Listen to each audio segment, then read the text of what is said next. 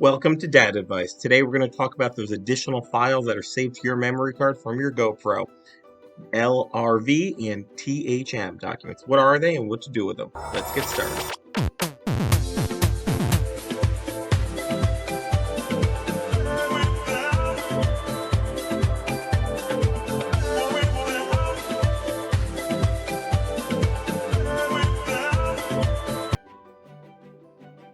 Hi, so today we're talking about THM files and LRV files that you find on your GoPro. You may have stumbled across these when you're pulling off images or videos off of your GoPro and wondered, what are these things? Well, let's talk about it. So a .thm file stands for thumbnail, and a .lrv file stands for low resolution video.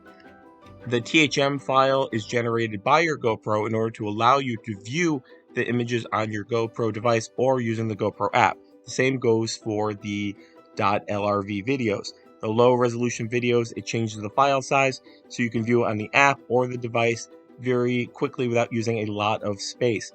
So when you simply use your app to view what you're viewing on your GoPro device, because it saves file space, you simply have different file names. So when you open up your device and you're not going to use these things, I personally just delete them. I don't think you need them.